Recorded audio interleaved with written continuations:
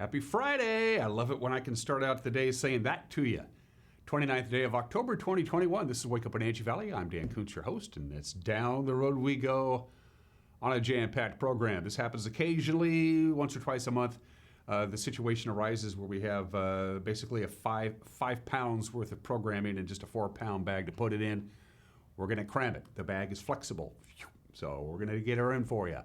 Get ready for a very nice but chilly weekend. We got some high clouds out there this morning. They're going to eventually burn off by noon. The sun will be out, and it'll be out all weekend long and right on into November. So we're in for some sunny but chilly weather for Halloween weekend with overnight lows right at the freezing mark for the Wenatchee Valley, and some locations below freezing. Get ready for some cool but sunny weather. Details are coming up. There is a lot of news to touch on. There's a lot of sports to talk about. 2 in a row for the Kraken. Didn't look very good. The Wild, Minnesota Wild, not the Wenatchee Wild, got out to an early lead. They had a goal disallowed, gave the Kraken the momentum that they needed. Highlights of that, highlights of last night's Wenatchee Panthers Sunnyside Grizzly girls volleyball match. We had it for you here on the NCW Live channel. The Wenatchee Panther girls volleyball team finishes undefeated in the league, 11-0. They'll be hosting the district championship, and we'll preview tonight's Rock'em Sock'em football war between the Gridiron Giants that are the Eastmont Wildcats and the Davis Pirates. We'll have that for you live in high-definition television at 6:30 tonight for the pregame show, 7 o'clock kickoff at Wildcat Stadium. 48 degrees in downtown Wenatchee. And before we go any further, in the back half of the program, we've teamed up with our friends at NCW Young Voters. This is that online group, teenagers asking questions of the candidates on the issues. Of course, most people here in North Central Washington have been keeping a very close eye on the 3 Wenatchee School Board races, very spirited races that's been in the news, and the NCW Young Voters had a chance to talk via Zoom to the folks who are running for position 4. The incumbent, Dr. Michele Sandberg, and her challenger, Katherine Thomas. Will have an extended version of that conversation in the back half of the program. Now we're ready to go. Let's see what we have for you at 2.5 minutes after the hour. The cross camera, of course, does the festivities. We are a ways now from sunrise, still losing a lot of daylight, almost 4 minutes of daylight. Somewhere between 3.5 to 4 minutes of daylight we're losing each day. Sunrise this morning, 7:40. Sunset this afternoon, I'm going to say now, 5:48. That's 10 hours and 8 minutes of daylight. We had a little bit of rain yesterday, 3/10 of an inch of rain as measured at Pangborn Memorial Airport. We topped off at 50 on Thursday, our normal high 53. And that's about where we're going to be for Saturday and Sunday. Now, we were supposed to be up into the 60s yesterday. That didn't happen. We didn't quite get that warm air we were waiting for, and it just never quite materialized. These things happen. Mother Nature gets to call the shots, not us. Camera 2. That's got to be Badger Mountain, I'm thinking. Well, we're looking at the Wenatchee Valley. The camera is located high atop Badger Mountain. Is that correct, Mr. Darby? Yep, there you go. So good morning to Wenatchee. Can't see East Wenatchee. It's there. It's just tucked behind the East Wenatchee bench, and that's from Badger Mountain, looking almost due west towards Wenatchee proper. Camera number 3. I love playing this guessing game, especially this time of the year. That is, let's say, Denver, Colorado. That's Steins. Okay, so that's Cashmere. Hello, Cashmere. Good to see you. Doesn't quite, there's not as many people or lights in Cashmere, obviously. You can almost make out the golf course and the fairgrounds from Steins Hill, pointing back towards the Wenatchee Valley. Camera 4. This ought to be interesting. This ought to be interesting. I said, Uriah, this ought to be interesting. Oh, there we go. Jump off ridge. Oh, trying to let in as much light as possible. You can see some of that cobalt blue sky up there. There's the valley up to the upper left-hand corner. Pangborn Memorial Airport to your right. By the way, the plane took off this morning on time at about 5:30. I know, I saw it as I took a quick break. So there you go. Good morning to the Wenatchee Valley from Jump Off Ridge. Now, we're still dealing with some rock issues. We didn't get much rain, as we mentioned before, at the start of the program, but a lot of rain came down. OMAC got a 1/4 inch of rain yesterday. That's a lot of rain. So most of the rain that came down yesterday was relegated to the top of us, and there was significant rain in the Methow Valley. They had almost an inch of rain, so rock and mudslides are still a concern. In fact, right now, the North Cascades Highway is closed. We're going to show you a photo that Trooper John Bryant sent our way. They had a mudslide at milepost 163 about 20 miles west of Mazama, and that is closed the North Cascades Highway. So they're still a little concerned about those burn scar areas to the north of us. The two big fires they had up near the Winthrop area and the 25-mile fire in the Lake Chelan area. So with all of the rain that came down, and again, most of it came down to the north of us, still a little worried that they could see some rock and mudslides later on today. Keep your fingers crossed. There's still a little bit of light rain coming down to the north of us. None down here, but they're keeping their fingers crossed that one small mudslide on the North Cascades Highway is going to be it, but the danger is still out there. Now, Halloween, the forecast for Halloween. For you ghosts and goblins out there, from 3 to 5 p.m., which, by the way, is also, you might want to head on down to downtown Wenatchee and partake in their festivities, because it's still going to be daylight. Sun will be going down at about 5:30 or so Halloween night, and once the sun goes down, the temperatures are going to get way down there. So if your ghosts and goblins are heading out on Sunday night, Halloween proper, they're going to want to bundle up, because we're going to get pretty chilly, right around 34, 35 degrees, and it's not going to take very long for that temperature to start dropping like a rock once the sun goes down on Sunday night with clear skies. Heads up there. Okay, from the National Weather Service, let's take a look-see, shall we? Partly cloudy. We're going to see clouds this morning, sun this afternoon. Whatever rain we get is going to be relegated to the morning hours. We'll get up to 55. Look at the overnight low tonight, 32 degrees. That's chilly. One thing we don't show graphically on the forecast today, little wind here and there today. Not a lot, but I wanted to mention it. Saturday, lots of sunshine, chilly, 51 degrees. Again, our normal high this time of the year is about 54 or 55, so just a couple of degrees below normal. 32 for the overnight low again Saturday. For Halloween proper Sunday, another cool one, lots of sunshine, but not very warm. 34 for the overnight low Sunday night. Could get a little bit of light snow Sunday night into Monday on the passes. The snow level is going to go down to just about Stevens Pass level, but there's not a lot of moisture in the air. And then we begin Monday with some sunshine, but still some afternoon rain as another system comes in. We'll get up to about 54 degrees. Could get a little bit of light rain mixed with some snow in the upper elevations Monday night into Tuesday as we welcome November to the festivities. And there you go. Here's your weather. Just about 8 minutes after the hour, a 1-minute break, and then the news on this Friday morning. You're watching Wake Up Wenatchee Valley on the NCW Life channel.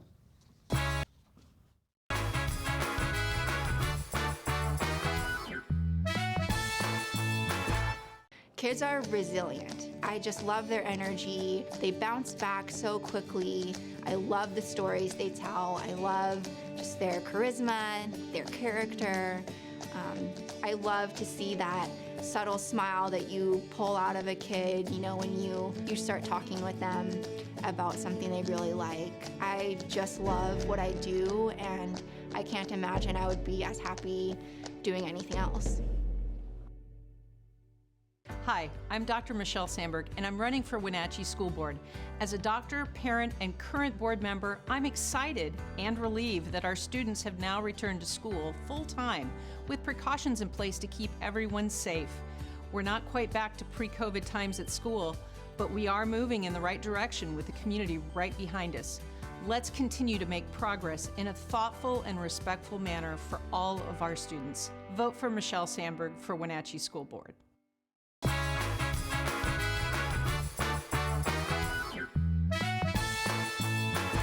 9 minutes after the hour, 46 degrees, clouds in the morning, sunshine this afternoon, a little breezy, highs in the upper 50s. Bountiful sunshine for everybody in our viewing area, but chilly temperatures for Halloween weekend. We begin with this story. Schools in Bridgeport were locked down for a short time yesterday afternoon following a shooting near the school campus. Douglas County Sheriff Kevin Morris says shortly before 3 p.m., an unidentified 25-year-old Bridgeport man was discovered with a gunshot wound to the abdomen near the intersection of Douglas Avenue and 15th Street, just a block from Bridgeport High School. Students were released after deputies determined the shooting was an isolated incident. Now, the circumstances of the shooting and the condition of the victim not known this morning. Both directions of Highway 28 just east of Soap Lake were closed for more than 4 hours after a minivan and a semi hauling hay collided. This happened yesterday morning. The semi rolled in the wreck and spilled its load of hay, as you see there. The driver of the semi, 37-year-old Timothy K. Crumbaugh of Richland, He was transported to Columbia Basin Hospital in Ephrata with unknown injuries. This is according to Washington State Patrol Trooper John Bryant. The accident happened at about 10:15 when a 2018 Dodge minivan failed to stop at the intersection of State Route 28 and Road A Northeast and collided with that semi, resulting in a large amount of hay and some diesel fuel being spilled on the roadway. The driver of the minivan, 29-year-old Mary J. Thomas of Ephrata, suffered minor injuries. She faces charges of failing to stop at a stop sign. Wenatchee police say if you received an email demanding payment for an automated speeding ticket in Wenatchee, you're getting scammed. The Wenatchee Police Department points out that they do have automated red light cameras, but they do not have automated speed cameras. And tickets for violating a red light camera are sent by regular mail to the address on the vehicle registrations, not by email. Wenatchee Police said a Chelan County deputy received one of the scam emails on Tuesday demanding payment of an automated speeding ticket. If you get one of those, you can simply ignore it. An East Wenatchee couple charged with mail theft after allegedly rifling through residential mailboxes. This happened last winter in Cashmere. Chelan County Sheriff's deputies say 33-year-old Alex Chandler Wright and 31-year-old Brianna Wright stole at least 16 pieces of mail in the area of Hagman Road and Sunset Highway, including W-2s and other documents containing personal information. All of that mail, by the way, was later recovered. Alex Wright was convicted of a similar offense in Douglas County 3 years ago. Police arrested both suspects on a warrant this month. Alex Wright was arraigned yesterday, remains held on a $5,000 bond. The city of Wenatchee won't have to redraw its city council districts in response to population changes. That's the finding of a city consultant who analyzed the 2020 census results. The consultant's report says the city has gained only about 100 more people since the city adopted voting districts in 2018, and the current districts represent all residents equitably. Prior to 2018, Wenatchee council members were elected at large. The consultant says districts might have to be redrawn if Wenatchee annexes new territory. As new COVID-19 cases in Chelan and Douglas counties continue to decline slowly, the number of patients being treated for the virus at Central Washington Hospital continues to rise. Confluence Health reported Wednesday there are currently 53 COVID-19 patients at the hospital. 15 of those are in the ICU. Confluence said 42 of its 53 patients are not fully vaccinated, and 11 of the 15 people in intensive care are not fully vaccinated. The rate of new cases for the two counties per 100,000 population over the past 2 weeks was at 533 as of yesterday, compared to 608 reported last week. We told you about this mudslide on the North Cascades Highway that's closed it. Here's the photo that Trooper John Bryant sent our way. This is about milepost 163. It's about 20 miles west of Mazama. This photo was taken last night. So currently the North Cascades Highway has been shut down between milepost 162 and milepost 164 because of that mudslide. Once it gets light enough to figure out what they're going to do about it, they'll figure out what they're going to do about it, get it cleaned up and reopen the highway. The North Cascades Highway is scheduled to close for the season on November 15th. Of course, Mother Nature gets the final call on that. That's what's making headlines. At 14 minutes after the hour, it's going to be a busy news day today. I can pretty much guarantee you that. But we got a crack staff to put together the news because we believe in an informed viewership. And to preview the Friday night news, the anchor, Grant Olson. Good morning, Dan. Coming up tonight on the NCW Life Evening News, a break from the wet weather this afternoon and right through the upcoming weekend. I'll have the Halloween outlook in your complete North Central Washington weather forecast. And in sports, Eric Granstrom has results of last night's prep sports as well as a preview of tonight's high school football schedule and a look at tonight's Game 3 of the World Series. That and all the day's news stories coming up tonight at 5, 6, and 10 on the NCW Life Evening News. We hope to see you then. Dan? I will make a point of watching. Grant's got to do double duty tonight. Not only do we have the news at 5, 6, and 10, we also got a football game tonight. The Wildcats and the Davis Pirates will do battle in East Wenatchee. We'll have that game for you with Grant and Eric Granstrom on the call. And don't forget, you got a news tip, you want to drop us a note, whatever the case may be, we'd love to hear from you. You can go to our Facebook page, drop us a note via Facebook Messenger. You can email us directly, news@ncwlife.com, news@ncwlife.com, or go to our homepage, click on the Contact Us icon. You can either submit a comment or submit a news tip via our homepage. After a quick 1-minute break, highlights from Seattle Kraken hockey last night. Spoiler alert, they won. Plus highlights of Wenatchee High School volleyball. We'll preview the weekend in football and prep sports. There's a lot of sports to get to. It's an adult portion, and it's 1 minute away. You're watching Wake Up Wenatchee Valley on the NCW Live channel.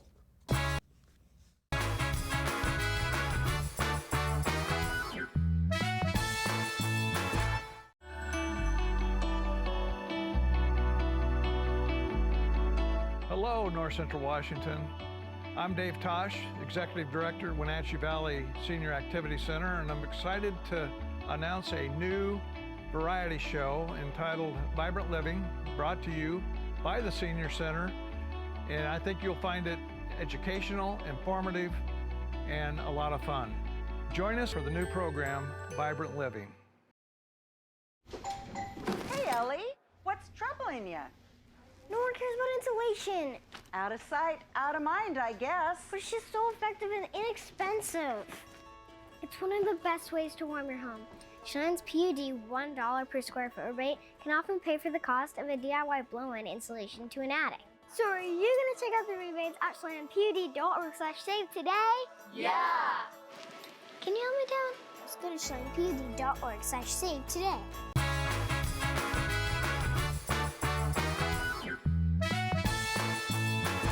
16 minutes after the hour of sports, the Seattle Kraken put together back-to-back victories for the first time in franchise history last night at Climate Pledge Arena. 4-1 the final over Minnesota. The Wild got on the board first, and it looked as though they went up 2-0, but the second goal disallowed, and that gave the Kraken the opening that they needed. Here are your highlights. Foligno waiting off his stick, corralled by Kaprizov. A centering pass. They score!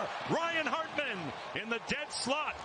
Left unmarked, and Minnesota strikes early. Wheel it deep right through the blue. Jaden Schwartz, Fleury with a shot. They score! Hayden Fleury with a bomb from downtown, and Seattle has tied it. Here's Fleury, faking, walking in, delaying a shot. Short side, held the wrap chance. Score! What a goal!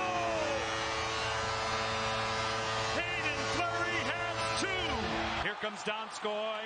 Dumba came across. Gord. Tanev in the slot. Will dangle. Bullseye! Turbo time!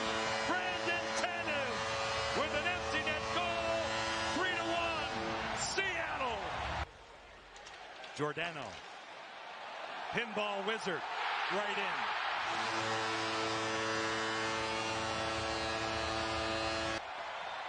That's Kraken hockey, baby. A rousing win. That's Kraken hockey, baby. Next up for the Kraken, the New York Rangers coming to town Sunday at 6 p.m., and you can watch that on Root Sports Northwest. The Wenatchee Wild continue their long road trip to begin their campaign. They're still in Canada. They look for the first win of the season. They'll be at Salmon Arm tonight, 7 o'clock. It's at the Shaw Center. You can hear the game on KPQ. Sean Ziers with the play-by-play. Then Wenatchee picks up their skates after tonight, and they head for Trail to take on the Smoke Eaters. That's tomorrow night at 7. The Wild are still a couple of weeks away from opening their home ice schedule, November 11th and 12th. All right, to the Les Schwab scoreboard, prep football. Last night, OMAC polished off the Caribou Trail League Championship. No issues over Cascade, 41-14. Tonight, of course, it's the battle for the bronze shoe. Cashmere, Chelan at Sargent Field in Chelan, 7 o'clock. Quincy will host Othello in a non-league game tomorrow at 1 o'clock. In B-League football last night, Okanagan finished a perfect season in North Central Washington League play with a 42-0 shutout of Manson. Antioch beat Soap Lake 38-20. Coming up tonight, Orville visits Pateros at 6. Bridgeport's at Liberty Bell at 7. Brewster visits Lake Roosevelt tomorrow afternoon at 4. We got Big 9 football tonight right here on the NCW Live channel. The 6-2 Eastmont Wildcats, the 3-4 Davis Pirates.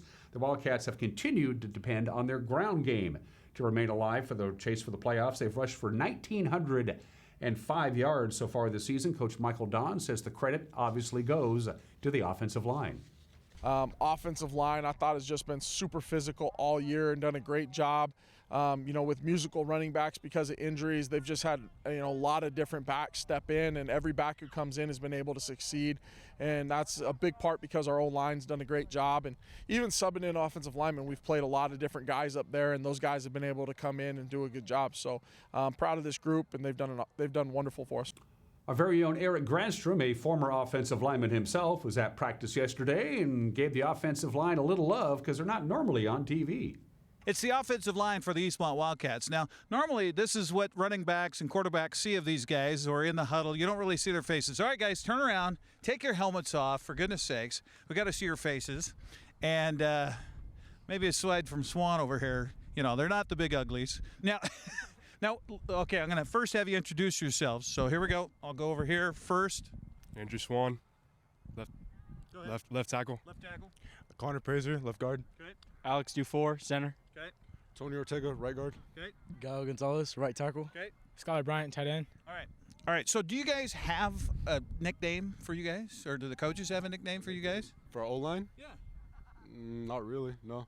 You guys don't have a name for each other? Or? Yeah, we have individual names. Okay. Can we say those on TV? Okay, all right. Okay, so let's talk about the pride you guys have and blocking. Obviously, the offensive line is key to make this whole offense work, right? Yeah, that is correct. Yeah, the blocking on this offense especially, we're like a big running team, and the O-line blocking is important. Okay, so when those guys are gobbling up yards after you guys make those beautiful blocks up front, what do you feel? What's the feeling when the success happens when you're running the ball? It's a lot of excitement, probably going with your teammates after, or if you pancake somebody, kind of just rubbing them it in their face, or something in that nature. Yeah.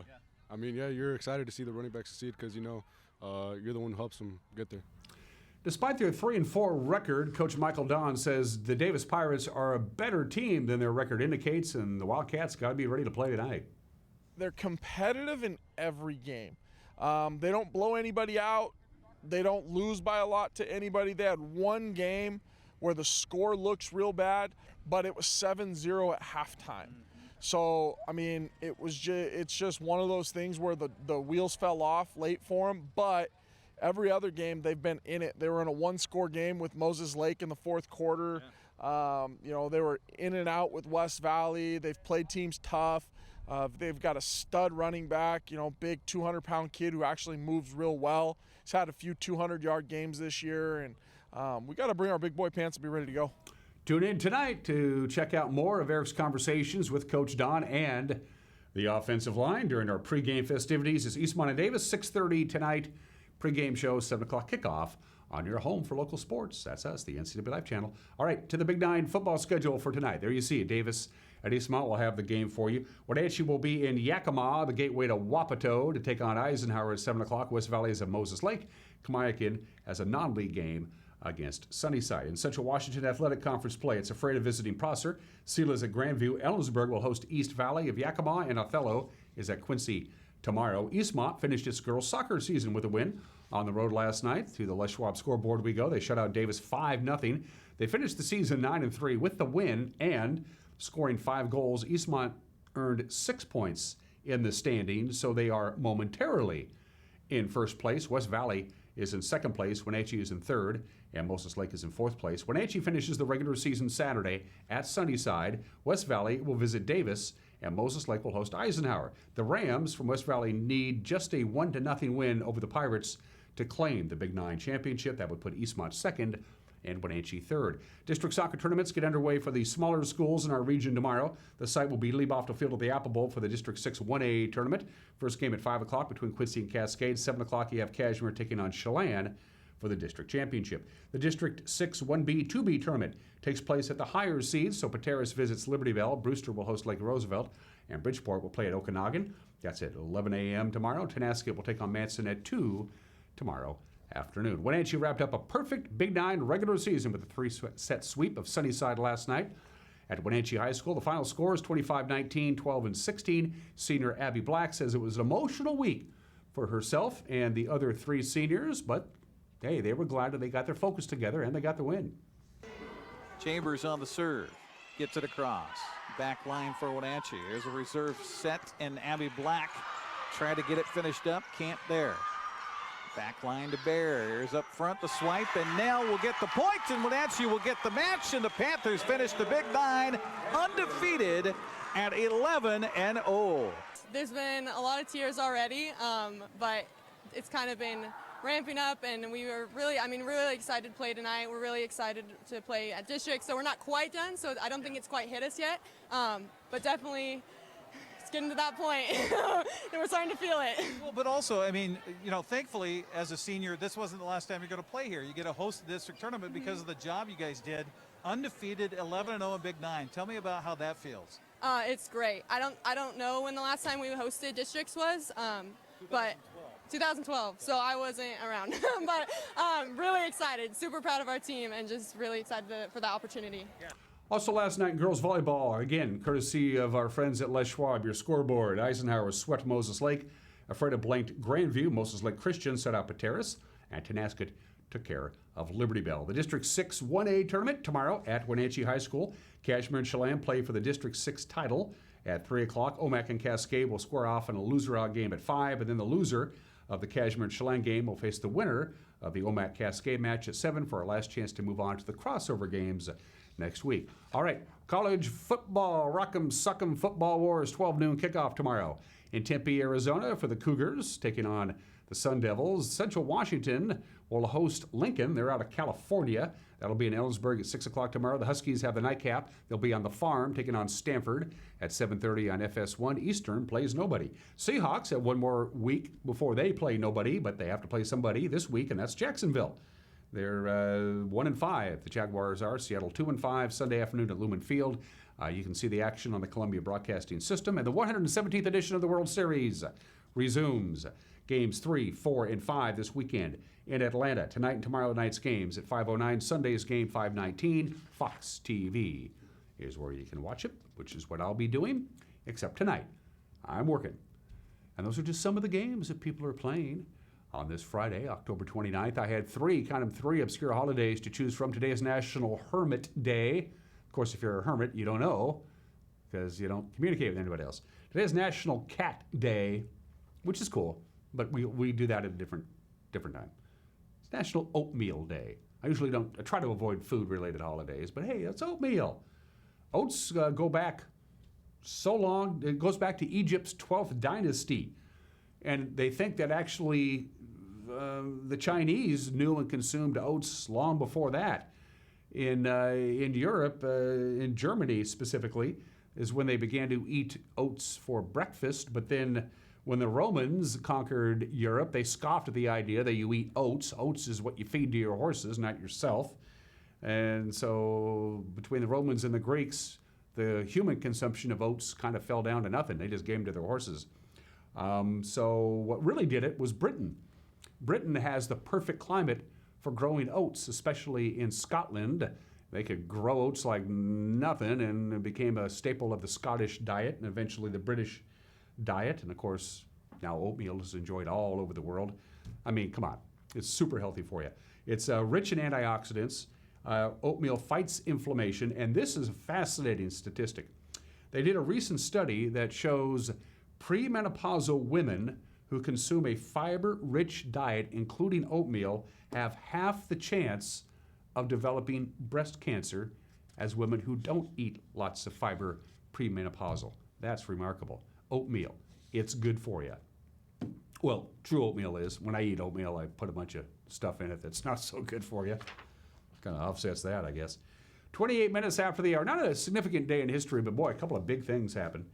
This was considered at the time, and many years later, it's 100 years ago when this happened, tiny Center College out of Danville, Kentucky. Little bitty college. Even today, they only have like 1,200 kids enrolled in the entire university. It's basically the size of a moderate-sized high school. Center College went up to Bridgeport, Massachusetts, and beat Harvard, the dynasty of dynasties, 6-0. In 1950, the Associated Press named this game, Center College 6, Harvard nothing, as the greatest sports upset in the first half of the 20th century. In 2005, the New York Times called it arguably the greatest upset in college football history. In 2006, ESPN named it the third biggest upset in college football history. By the way, in 1996, on the 75th anniversary of the great upset, tiny Center College knocking off mighty Harvard 6-0, Center College challenged Harvard to a rematch. Harvard declined. You have no idea how big of an upset that was 100 years ago today.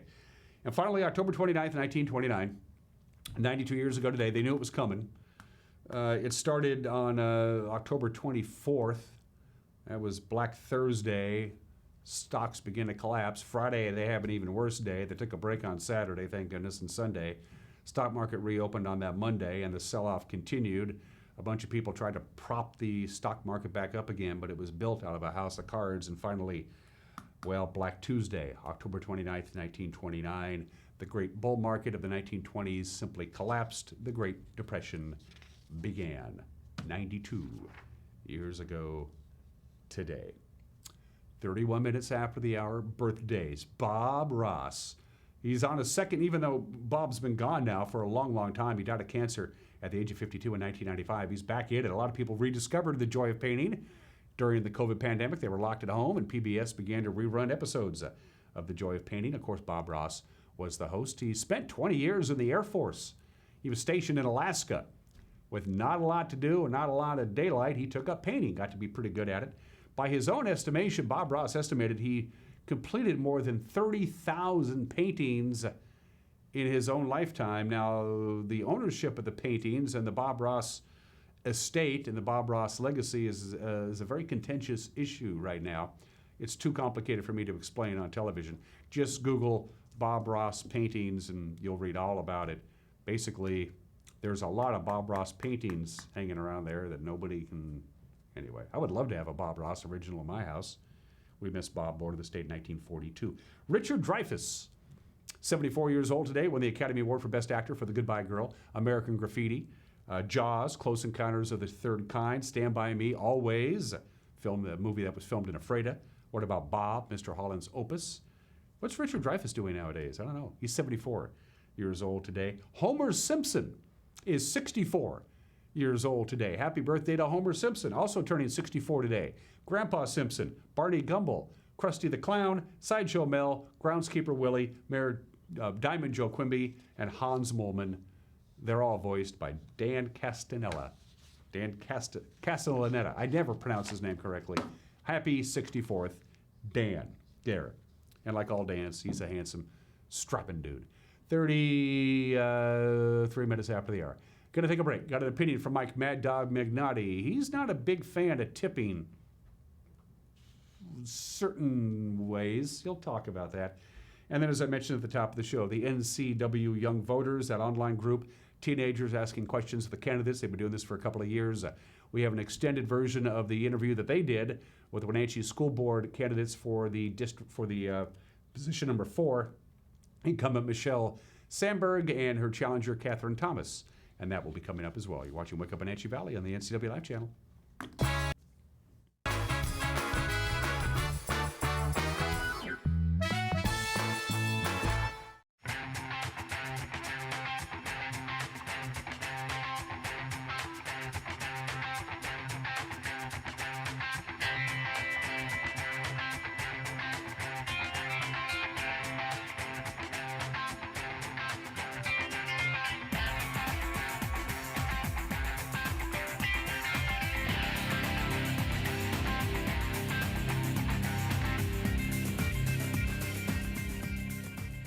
For more than 56 years, Crown Furniture and Mattress has been serving North Central Washington with the same principles we were founded on, offering the best quality, great value, incredible comfort, honesty, integrity, and of course, made in the USA. Because so much of our inventory is made in America, it has alleviated a lot of the shortages companies are experiencing nationwide. We are overstocked and ready to deliver. So stop by and see us today or visit us online at www.crownfurnitureandmattress.com.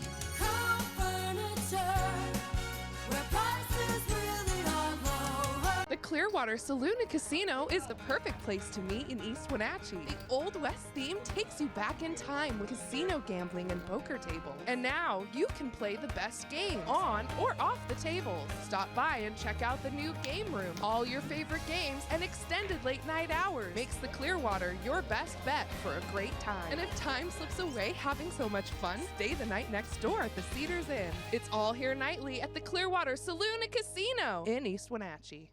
When your heating or cooling system is giving you trouble, call the Diagnostic Doctor from Dick's Heating and Air Conditioning.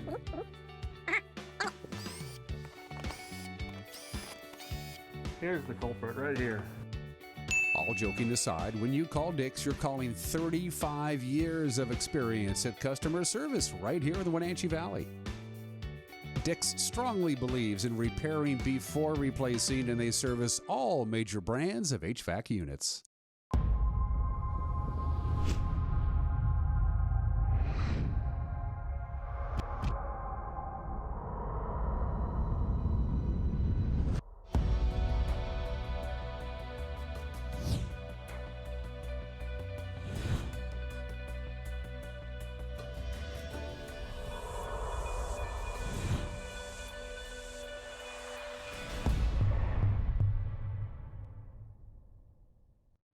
Are you dealing with a pest or weed issue and you just don't know what to do?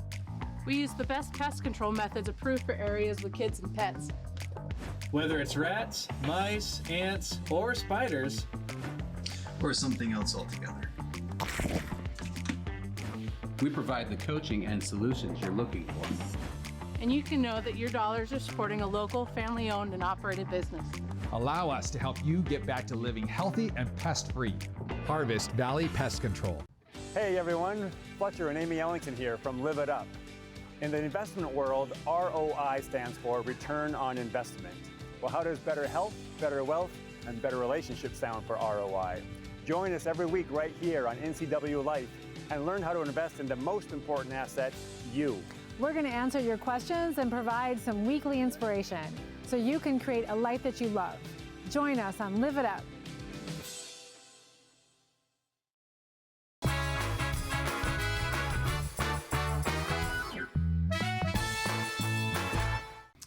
This is Mike Mad Dog McNaughty, and everybody is entitled to my opinion. Now, recently, I ordered some food over the internet. Now, this was something I was going to pick up and bring home, prepare, and cook myself. Well, when I went to complete the purchase online, the checkout process automatically added a tip. And there were suggestions that I could tip more or less, but I choose to tip nothing. Now, I tip very well in restaurants. I usually do. 20% or more. It's true. But this is where the server comes to my table, takes my order, serves me, clears the table, pours my wine, etc. But I don't feel like tipping should be obligatory or expected for people who basically provide a retail item that I come to pick up myself. This tipping thing, it seems to just be getting out of hand. It seems to be that it's going to be a time when I go to the hardware store, pick up my nails and a paintbrush, and there'll be a tip jar at the cash register. I don't know. This is Mike Mad Dog McNaughty, and that's my opinion.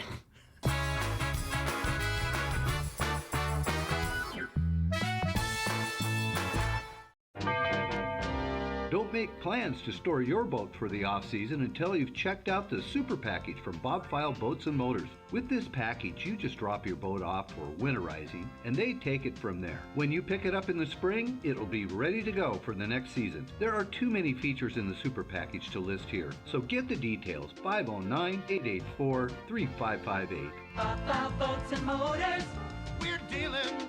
Bob File's gonna make you smile. Things have changed in the motorsports industry. Short supply and high demand have emptied showrooms. But what hasn't changed are the experts at Doghouse Motorsports. They are here to help you reserve the machine of your choice. Stop by and check out the latest 2022 Husqvarna motorcycles, UBCO, and Intense electric vehicles, and other new additions to the Doghouse Motorsports family of high-quality products. Over the last year and a half, the industry's absolutely changed, but the Doghouse is still your best option for all your power sports needs. Counterplay inside, picking his way back to the 10, to the 5, into the... High school sports is back, and NCW Life Channel's got you covered. Tune in for football, girls soccer, and volleyball right here. A huge thank you to our sponsors, Les Schwab Tires, One Way Construction, and Save Mart. Follow all the action of high school sports on your local TV station, the NCW Life Channel. 14, they come back. Are you frustrated because you feel like you aren't getting the internet speeds you pay for? One of the most common ways to test your internet connection is called a speed test. These are free and easily located on the internet and can tell you how fast your internet is. However, for certain reasons, these tests may not always be accurate. A speed test shows you how fast a file can be downloaded to the computer you're running the test on. However, there are many things that can affect the speed of that download besides the speed of the internet going into your home. A few of the things that can affect your internet speed are poor Wi-Fi signal, other wireless signals interfering with the wireless signals coming from your router, other devices in your home draining your bandwidth, your computer or phone running apps programs in the background that you aren't aware of, slowing your entire device. Any of these things can slow down your internet. Your internet is like water flowing down a pipe. There's a big pipe bringing internet to your local area, and a smaller pipe coming off of that bringing internet to your home address. Your router is just another pipe that brings the internet inside your house, and every device inside your home is like a pipe connected to the router. Just like with water, if any of those pipes along the way are too small for the amount of internet that needs to flow through for a family, the flow for everything down the line will be much slower. It's a lot like trying to push all the water going into your house through a small straw. Also, again, just like with water, if everyone in your home is using the internet at once, any individual device may not be able to receive the full flow of the internet. It's like your whole family trying to drink out of that small straw all at once. If you're struggling with internet that is slower than expected, make sure that all of the devices that your internet flows through are working correctly, and check all devices in your home for background programs that may be using the internet. If everything still appears to be working correctly, contact us and we'll be able to help.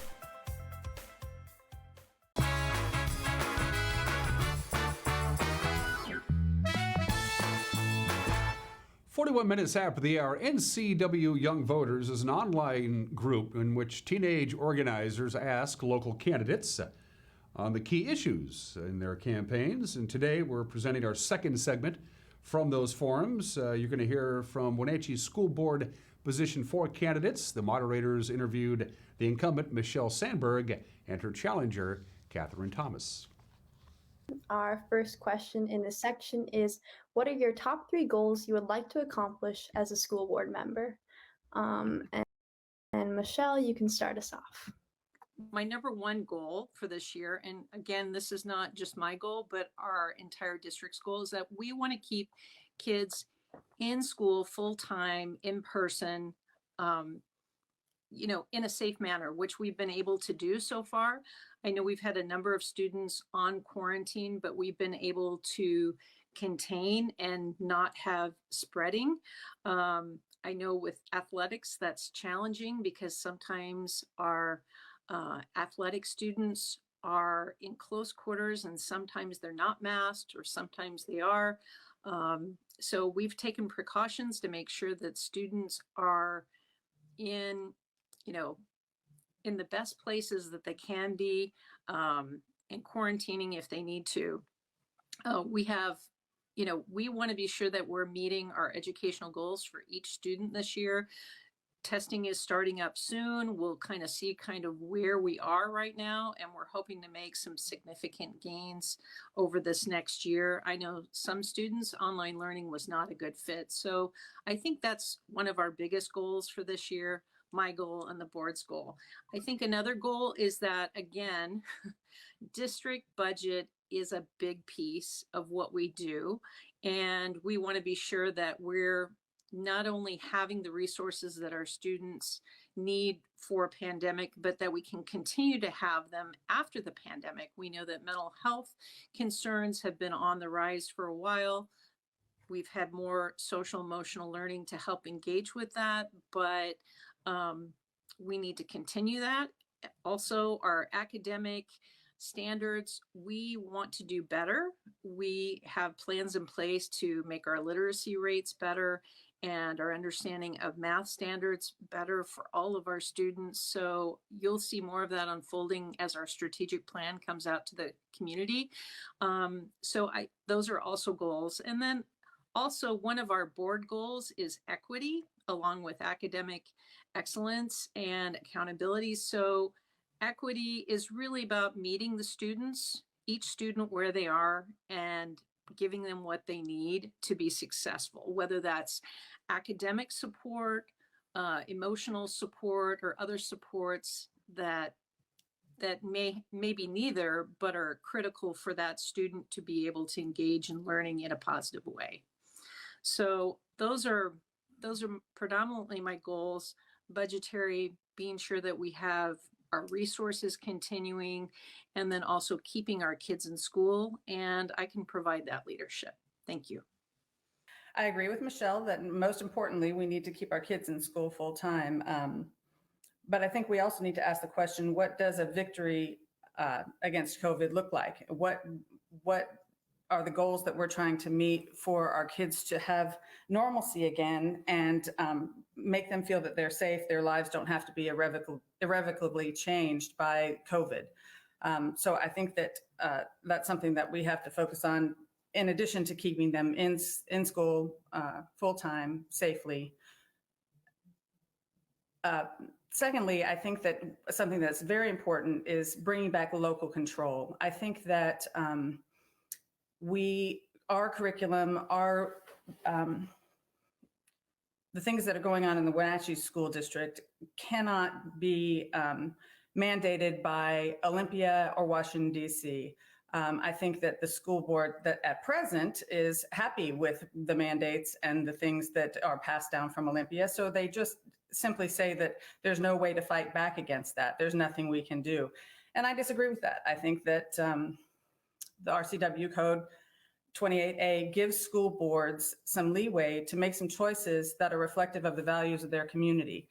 If they didn't, then why do we have local school boards? Why isn't everything just directed to us from OSPI and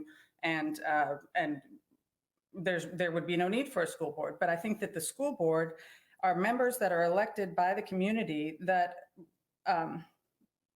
vote according to the values and the mores of the community.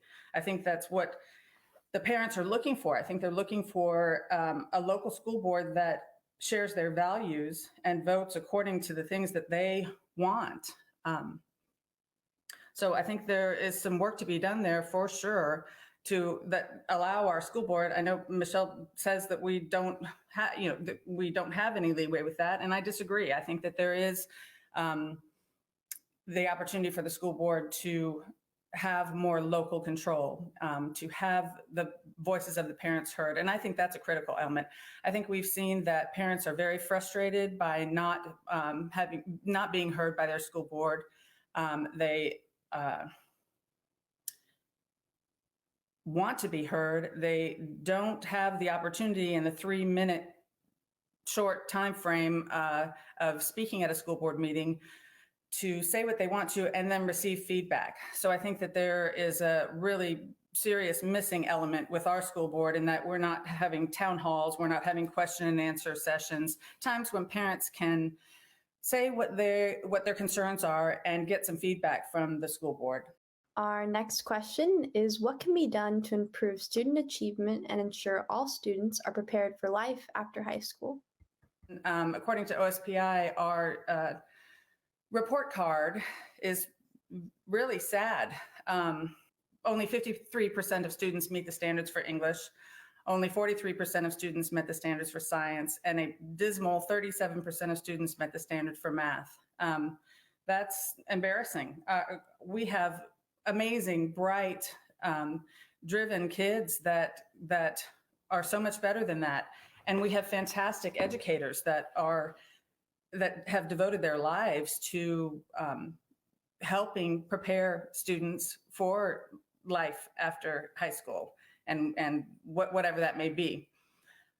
So I think that there are a lot of extracurricular things that are being thought about, for instance, the diversity, equity, and inclusivity, and we are losing sight of the important academic subjects. We're losing sight of reading, writing, and the critical things that students need in order to move on and have a successful life. As many of you know, our state has asked that students have a pathway, right? We have multiple pathways available for our high school students. But of course, to get them on those pathways, we do want to see them meeting standard. And it's true, we do have some work to do on meeting standards in reading and math.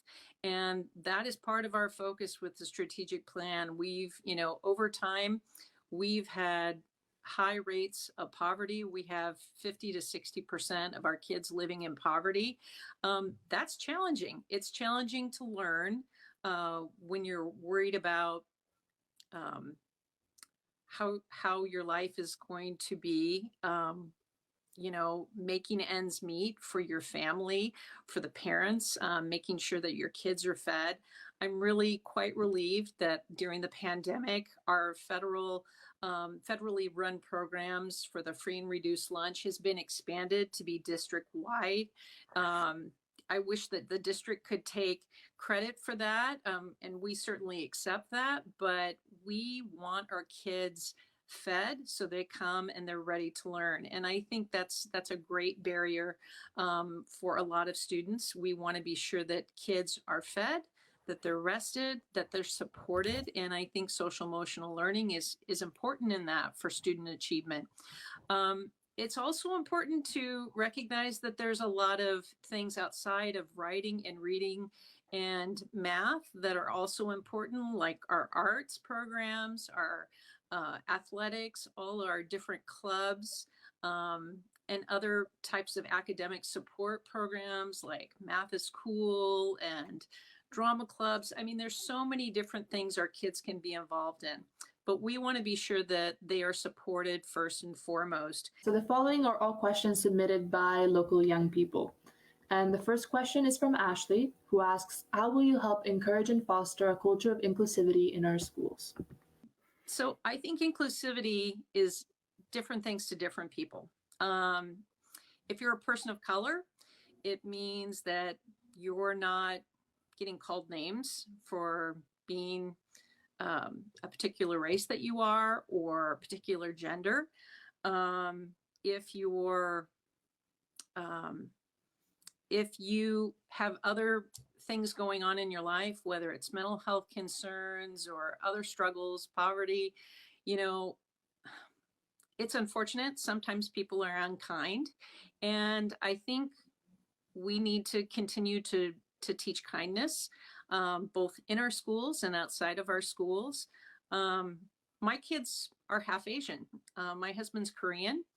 And they've had things said to them, which I didn't realize my older kids when they were in school, that frankly were not very kind because they were half Asian. And it breaks my heart to know not only did it happen to my kids, but it happens to other kids. And I think it needs to stop. And I don't have the magic solution for that, but I think we have to teach that everybody can come to the school and that it can be a safe place. And that's what we're working on as a district. I couldn't agree more. I think that kindness is the key. I think that having a zero tolerance policy of bullying in place covers a lot of situations. Your husband is Korean, my husband is Mexican.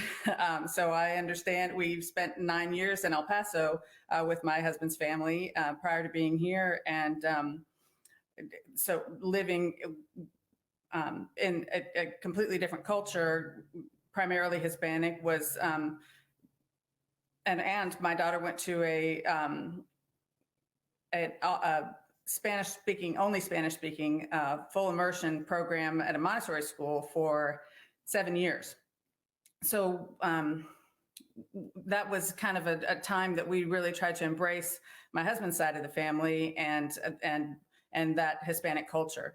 So I have to say, I do think that Wenatchee is a very inclusive town. I think that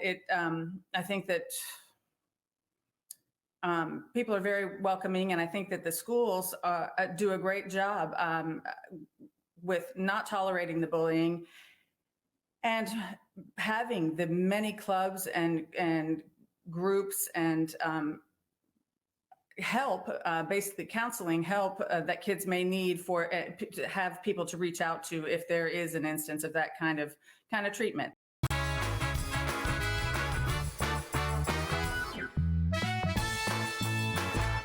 Campfire North Central Washington, serving youth ages 3 to 18. Register today in one of Campfire's programs. Club members meet regularly with volunteer leaders to learn responsibility, sharing, cooperation, and citizenship. When a child is involved in Campfire, they will be actively learning and engaged in activities, encouraged to learn new skills, feel a part of the group, learn to work in a team setting, participate in planning, goal setting, and making lasting memories. Dr. Divis is proud to announce that Dr. Taylor Pedigo has joined the Wenatchee Dental Arts team. After much research, Dr. Pedigo chose Wenatchee Dental Arts as the place to practice and Wenatchee as the place to live. Dr. Pedigo is an honors graduate of the UCLA School of Dentistry and has made our valley his home. Wenatchee Dental Arts offers complete comprehensive dentistry from routine teeth cleaning to sedation dentistry.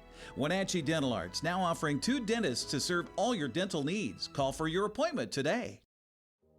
ColorFX has moved their shop to a larger location to expand their services, including adding in a state-of-the-art large format printer. They got it.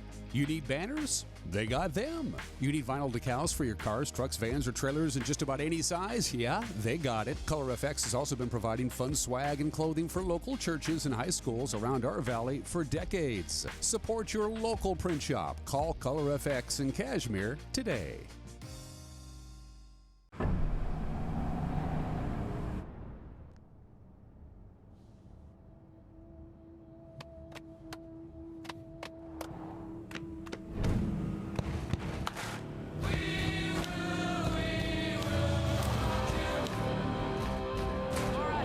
GMC Sierra with hands-free driving offers the most advanced and luxurious pickup in its class. Yeah, it rocks. In a world afraid of technology, one man, one show will bring you the newest innovations that may just change your life. This summer, Ray McNeil and your Weekly Tech Update is your Weekly Tech Update with Ray McNeil. Opioids are now one of the leading causes of injury-related deaths in Washington state. More people die from overdose than from car crashes. Between 2012 and 2016, more than 3,300 lives in Washington were lost to opioid overdose. We are all part of the solution. Your choices matter. If you are prescribed an opioid pain medication, talk with your doctor about other options, and don't share your prescriptions with other people. It starts with you. Learn more at getthefaxrx.com.